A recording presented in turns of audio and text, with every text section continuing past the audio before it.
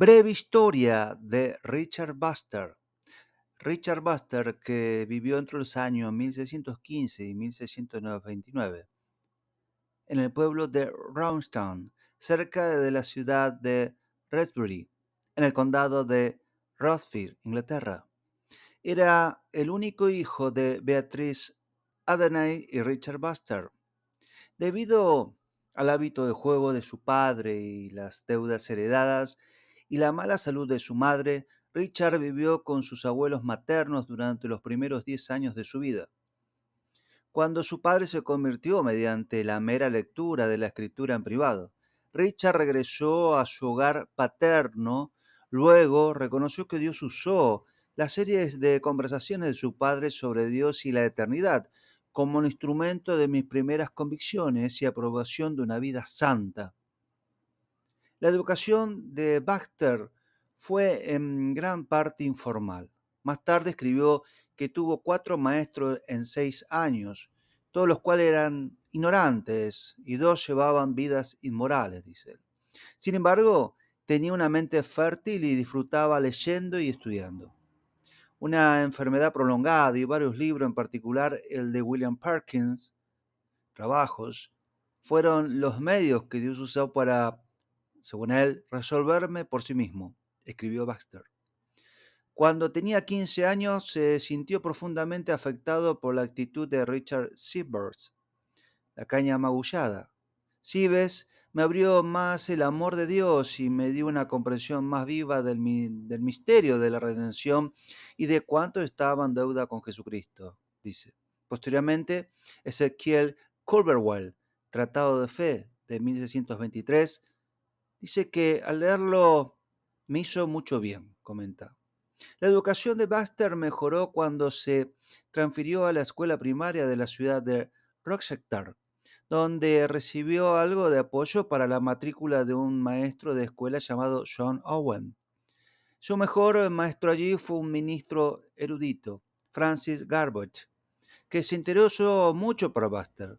A la edad de 16 años, bajo la persuasión de Owen, Baxter decidió renunciar a la universidad a favor de ponerse bajo la instrucción del amigo de Owen, Richard Whiskett, capellán en el castillo de Ludlow, quien le enseñó a medias durante 18 meses. En 1633, Baxter fue a Londres bajo el patrocinio de Sir Henry Herbert, maestro de los Rebels, en la corte de Carlos I, Job de Simon y Walter Ruddock, dos piadosos ministros puritanos en Londres, despertaron su simpatía por el inconformismo, pero permaneció en Londres solo 4 semanas, insatisfecho con la vida cortesana de Londres y deseando cuidar de su madre enferma. Regresó a casa en 1634. Su madre murió en mayo de 1635. Pasó los siguientes 4 años estudiando teología en privado, particularmente la de los escolásticos, incluido Aquino, Scoto, Ockham. A los 23 años, sin tener todavía ningún escrúpulo en contra de la suscripción y pensando que los conformistas tenían la mejor causa, Baxter fue ordenado diácono por John Thornborough, el anciano obispo de la ciudad de Worcester. Durante 9 meses se desempeñó como maestro de la escuela fundada en Dudley, un centro de inconformidad. En 1639 se convirtió en ministro asistente en Bicknor, Shropshire, donde desarrolló un aprecio más profundo por el inconformismo. En 1641, Baxter se convirtió en coadjutor de Kidderminster, aunque muchos entre una población bastante corrupta, tosca de trabajadores de telares, manuales, se sintieron inicialmente ofendidos por su enérgica predicación y el énfasis en una cena del Señor controlada y en la disciplina de la iglesia. Su ministerio de 17 años allí dio frutos sustanciales. Predicó como un moribundo a los moribundos, lo que con la bendición del Espíritu resultó en numerosas conversaciones. Su oración no fue menos intensa. Su alma se elevó hacia el cielo y arrebató las almas a los demás con él. Durante los primeros días de la Guerra Civil, Baxter apoyó y en ocasiones acompañó al ejército parlamentario. Predicó ante Cromwell, pero se sentía incómodo con la tolerancia del protector hacia los separatistas. Aunque solo era un conformista ocasional, Baxter estaba a favor de ser parte de una iglesia establecida y se opuso a la de Solemn League and Covenant de 1643. También creía que las tendencias antinomianas de algunos de los soldados y predicadores como Tobias Cribb y John Salmars eran la antítesis de la vida cristiana práctica. Su enseñanza lo impulsó a escribir aforismos de justificación en 1649, en el que defendía una combinación de gracia divina y cooperación humana en la justificación. En 1647, las enfermedades prolongadas de Baxter lo obligaron a dejar el ejército. Se recuperó en la casa de Sir Thomas Elijah Rouse en Worcestershire, donde escribió la primera parte del Descanso Eterno de los Santos. Más tarde dijo que lo escribió como una obra de amor mientras miraba la muerte de lleno a la cara y sin embargo experimentaba la suficiencia, gracia de Dios. Después de recuperarse, Baxter regresó a Kidderminster, donde se concentró en escribir. Mis escritos eran mi principal trabajo diario. Escribió mientras que predicar y prepararme para ello no era más que mi recreación. También catequizó a los miembros de la iglesia 2 días a la semana. Iba de casa en casa con un asistente, hablaba con cada familia durante una hora y proporcionaba a cada familia uno o dos libros suficientes, edificantes, generalmente escritos por él mismo. Dijo de esta vista lo siguiente: pocas familias se fueron de mí sin alguna lágrima o promesa aparentemente seria de luchar por una vida piadosa.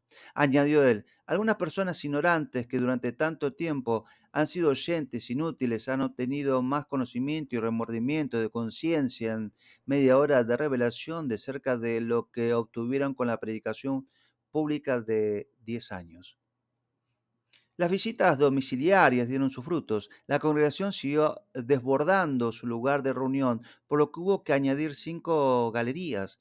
Cuando Baxter llegó a Kidminster, apenas una familia en cada calle entre las 800 familias honró a Dios en el culto familiar. Al final de su ministerio en 1661 había calles en las que todas las familias lo hacían. El sábado escribe así: es posible que escuche a un centenar de familias cantando salmos, repitiendo sermones mientras pasas por la calle. De las aproximadamente 600 personas que se convirtieron en comulgantes pleno bajo su ministerio, agrega, no había 12 en las cuales no tuviera buenas esperanzas en cuanto a su sinceridad. Baxter trabajó duro a pesar del dolor crónico desde los 21 años hasta el final de su vida. Padecía tuberculosis y tenía tisis. En los años posteriores a la restauración, dijo Kidminster para irse a Londres, donde a menudo predicaba en St. Dunstan y daba conferencias en Pinner Hall y Fetterland. Abogó en vano, sin embargo, en la conferencia de Zaboya en 1661 por la forma sinódica, no prelática, de episcopado ideada por el arzobispo Jane Husher entre los años 1581 y 1656, y por una revisión puritana del libro de oraciones. En 1662, Baxter fue expulsado de la Iglesia de Inglaterra por la ley de uniformidad. Continuó predicando por el resto de su vida donde pudo, pero nunca reunió una congregación propia. Packer escribe lo siguiente: llamado erróneamente presbiteriano, Baxter era un inconformista reacio que favorecía a la monarquía, las iglesias nacionales, la litúrgica y el episcopado, y podía aceptar la oración de 1662 revisada sin simpatía. Pero el acta de uniformidad de 1662 requería la renuncia, bajo juramento, a los ideales puritanos de reforma como condición para ocupar el cargo en la restaurada Iglesia de Inglaterra, y Baxter se opuso a eso. Después de su expulsión, cuando tenía casi 50 años, Baxter se casó con una de sus conversas, Margaret Charlton, que tenía poco más de 20 años. La disparidad de edades causó cierta consternación por un tiempo, pero la excelencia de su matrimonio en Cristo silenció muchos rumores. Margaret demostró ser una esposa cristiana devota, fiel, que anhelaba fervientemente la salvación de las almas. La ternura de Buster hacia ella y su piedad se describen en Breviadas de la vida de la señora Margaret Buster de 1681. Allí Buster escribe que nunca la conoció igual en la divinidad práctica porque ella era mejor resolviendo un caso de conciencia que la mayoría de los teólogos que he conocido, dijo. En consecuencia, Baxter compartía habitualmente con ella todos los casos excepto aquellos que obligaban a la confidencialidad. Los Baxter se establecieron en Londres. Los prelados y magistrados acusaron a Buster durante la mayor parte de los años que le quedaban. Fue encarcelado al menos 3 veces por predicar y nunca más volvió a desempeñar un cargo pastoral. Incluso sus libros le fueron quitados. La respuesta fue la siguiente. Descubrí que estaba cerca del final tanto de ese trabajo como de esa vida que necesita libros, por la que fácilmente lo dejó todo. Una vez, incluso la cama en la que yacía enfermo fue confiscada.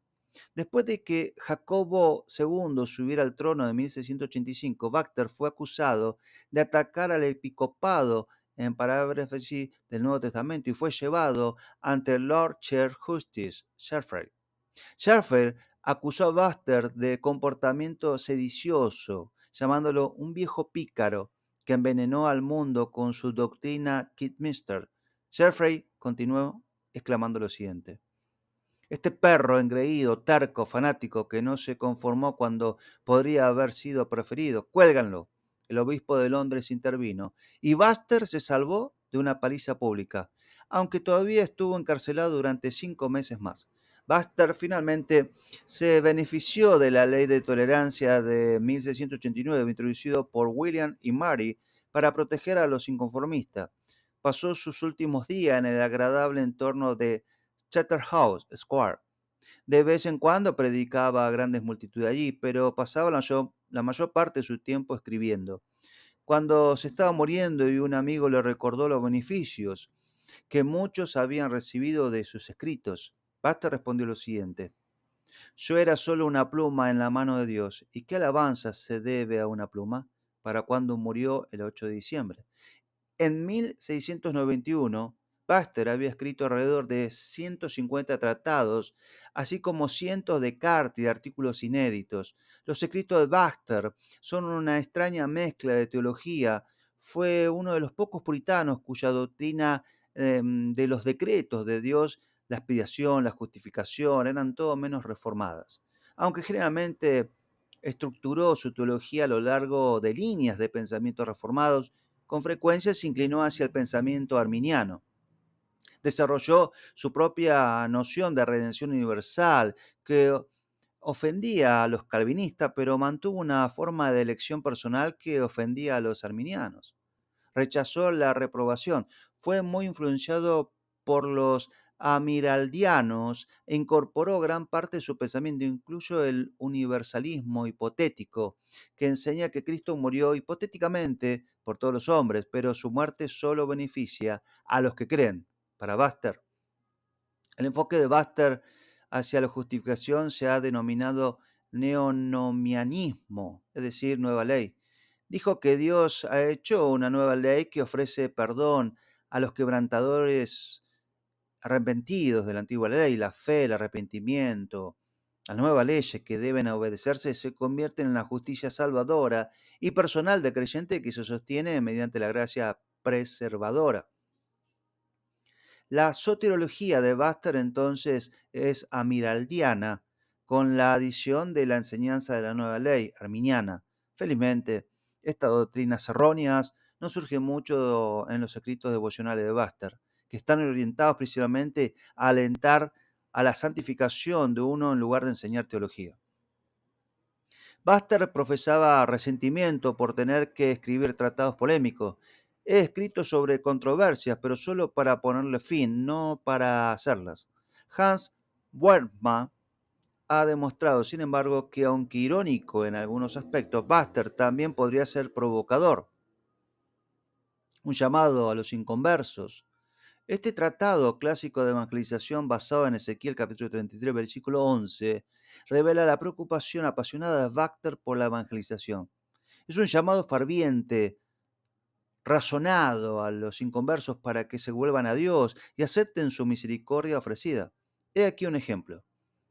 Si mueres inconverso, no hay duda de que serás condenado y no estás seguro de vivir una hora y sin embargo no estás listo para volver y entrar. Oh, infeliz, miserable. ¿No has servido a la carne y al diablo suficiente? ¿No tienes suficiente pecado ya? ¿Es tan bueno para ti esto o tan provechoso para ti? ¿Sabes lo que es y que aún quieres tener más? Has tenido tanta llamada y tanta misericordia y tantos golpes, tantos ejemplos. Has visto a tantos sepultados y sin embargo no estás listo para dejar ir tus pecados y venir a Cristo. ¿Qué entonces? Después de tantas convicciones y quejas de conciencia, después de tantos propósitos y promesas, ¿no estás listo todavía para dar la vuelta y vivir? Oh, si tus ojos y tu corazón se abrieran para saber cuán justo, te hacen ahora una oferta, destacando que los pecadores mueren porque van a morir, es decir, porque no se volverán, dice Baxter. Tan ferviente es Dios por la conversión de los pecadores que duplica sus mandamientos y exhortaciones con vehemencia. Convertíos, convertíos. ¿Por qué moréis? El discernimiento es necesario al leer este libro, ya que ocasionalmente surgen las opiniones poco sólidas de Baxter. Escribió Pensamientos moribundos, basado en Filipenses capítulo 1, versículo 23, porque estoy en un aprieto entre dos y tengo el deseo de partir y estar con Cristo, la cual es mucho mejor. Baxter establece una actitud apropiada hacia la vida presente y la vida futura. Pensamientos moribundos fue escrito poco antes de la muerte de Baxter en 1691. Respira un espíritu de fe vital en las promesas de Dios. Está reimpreso fue abreviado por Benjamin Fawcett. También contiene un excelente ensayo introductorio de Edwin Donnelly, un correctivo para predicadores reformados, que recoge lecciones prácticas para los ministros de la predicación de Baxter. Las obras prácticas de Richard Baxter. Baxter fue un autor de unos 150 libros, de los cuales varios eran folios de más de 1 millón de palabras. Si alguna vez se imprimieran todas sus obras, ascendieran a más del doble del tamaño de las de Owen. La mayoría de los libros de Baxter son de naturaleza homilética, catequética, biográfica, histórica, práctica, filosófica, ética, polémica, aunque también publicó comentarios de poesía y política. Keble escribió lo siguiente: el puritanismo siempre había utilizado la prensa, pero nunca había habido una carrera literaria como esta, ni en escala ni en éxito. Baxter fue el primer autor de una serie de bestsellers en la historia literaria británica. Los escritos prácticos de Baxter eran generalmente los más populares. Sus trabajos prácticos fueron publicados en 4 volúmenes en folio en Londres, luego editado amablemente por William Orme, reeditado en 23 volúmenes en 1830, después de la cual conjunto de 4 volúmenes se publicó en 1868. La represión en el 2000 es del conjunto de Roger.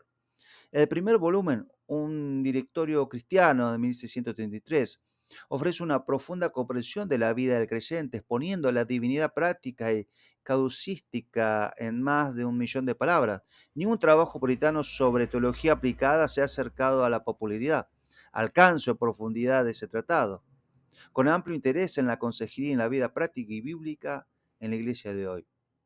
Estas reimpresiones del trabajo de Bester debería ser una edición bienvenida a todos los bibliotecarios o bibliotecas y a cualquiera que desee dar respuesta espiritual, escritural, sólida a las preguntas más importantes del hombre. Su volumen 2, titulado Un llamado a los inconversos de 1658, contenía esas obras íntegras más 11 tratados, incluyendo las razones de la religión cristiana, la irracionalidad de la infidelidad, un tratado de conversión, un carácter de un cristiano firme, confirmado. El volumen 3 contiene el descanso eterno de los santos en 1649, tratado de abnegación en 1659, pensamientos moribundos en 1683 y otros tratados diversos. El volumen Cuarto, contiene la versión íntegra del Tratado Magistral del Pastor Reformado en 1656, así como la Catequesis de la Familia, la vana religión del hipócrita formal, varios sermones, 13 tratados más pequeños, incluyendo la cura de la melancolía, el dolor excesivo por fe, quizás el trabajo más infravalorado de Baxter. En él, Baxter, como médico de las almas, indaga con notable perspicacia con la psique humana y ofrece sugerencias para la cura de la depresión y otras dolencias mentales. Por ejemplo, Buster escribió lo siguiente: en la medida de lo posible, desvíalos de los pensamientos que son su problema. Manténgalo en otras conversaciones, en negocio, irrumpe en ellos e interrumpa sus cavilaciones. Sácalo de ella, pero con amorosa importunidad. No permita que esté mucho tiempo solo. Consíguele compañía adecuada para ello o para ellos. Sobre todo, no dejes que estén ociosos, sino que los impulsa, los atrae a algunas obras agradables que puedan mover el cuerpo y emplear los pensamientos. El Pastor Reformado, una edición abreviada del trabajo original, ofrece una mirada más accesible a la teología pastoral de Buster. Al escribir este libro con una profunda determinación de rectificar la negligencia pastoral que había experimentado cuando era joven en West Midlands, Buster describe con celoso detalle la supervisión que los pastores deben tener sobre sí mismos primero y luego sobre sus rebaños por amor sincero por las almas. Por reformado en el título, Buster no solo quiere decir que los pastores deben ser calvinistas, sino que deben ser revividos. Sobresale en convencer a los ministros de su alto llamamiento para que busquen un avivamiento personal y emprendan su trabajo con seriedad y oración. Ciertas partes de este libro son notablemente convincentes, como la denuncia de Bastel del orgullo pastoral. También ofrece mucha orientación práctica para lidiar con los problemas perennes de instruir y guiar a la iglesia. Este es Baxter en su mejor momento. Philip Doddridge escribe sobre este trabajo. El pastor reformado debe ser leído por todo ministro joven antes de tomar a un pueblo bajo su cuidado declarado, y creo que la parte práctica se revisa cada 3 o 4 años, porque nada tendría mayor tendencia a despertar el espíritu de un ministro a ese celo en su trabajo, por falta del cual muchos buenos hombres son solo sombras de lo que podrían ser, si las máximas y medidas establecidas en ese incomparable tratado fueran enérgicamente perseguidos. Reliquy Bacterian. Este trabajo contiene considerablemente menos de la mitad del original, que apareció por primera vez en 1696 bajo la dirección de Matthew Sylvester. Si bien el original, que nunca ha sido reimpreso en su totalidad, ha sido llamado un armatoste confuso y sin forma, sigue siendo una fuente importante para la historia del siglo XVII. Edmundo Calamy, entre los años 1671 y 1732, condensó el trabajo de Buster en una edición más legible y la publicó en 1702. En 1925, Thomas editó un resumen insatisfactorio, la autografía de Richard Buster, edición actual publicada en la década de 1990, aunque de calidad desigual, contiene conocimientos fascinantes sobre la vida de Buster y ofrece valiosas pepitas de sabiduría, especialmente para los ministros. El descanso eterno de los santos, este es un merecimiento, uno de los trabajos prácticos más valorados de Buster. Escribió la mayor parte del libro cuando estaba lejos de casa y no tenía más libros para consultar que la Biblia, estando enfermo por muchos meses y esperando morir. Fijó sus pensamientos en el descanso eterno del creyente en Cristo. Después de recuperarse, Buster predicó estos pensamientos en su seminario. Conferencia en Kidminster. Thomas Lodlittle, un nativo de Kidminster que más tarde se convirtió en un reconocido ministro y autor puritano, fechó su conversión en el momento en que escuchó estas conferencias de Buster. En 1650, Buster publicó el contenido de sus conferencias como el primero de muchos escritos prácticos. William Bate escribió sobre este libro lo siguiente: para seducir nuestros deseos, revela el santuario de arriba y descubre las glorias y alegrías de los bienaventurados en la presencia divina, por una luz tan fuerte y viva que todas las vanidades brillantes de este mundo se desvanecen.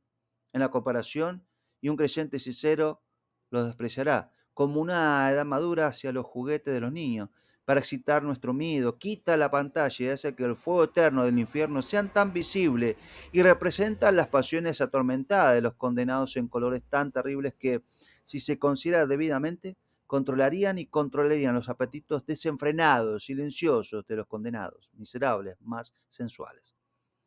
El ministro puritano John Conway dijo que su conversión fue muy influenciada por la lectura de los libros de Buster, refiriéndose a la parte del libro que explica la contemplación celestial. Halloway le escribe a un amigo lo siguiente: hay un deber que, si se ejerciera, disiparía toda causa de melancolía. Me refiero a la meditación celestial y la contemplación de las cosas de la que la verdadera religión cristiana tiende. Si camináramos de cerca con Dios 1 hora al día en este poder, ¡oh! ¿Qué influencia tendría sobre todo el día y debidamente cumplido, sobre toda la vida? Este deber, con su utilidad, modales e instrucciones, la conocía en cierta mediante antes, pero el señor Buster me lo insistió más. El descanso eterno de los santos, un libro que difícilmente puede ser sobrevalorado, por el cual tengo motivos para bendecir a Dios para siempre.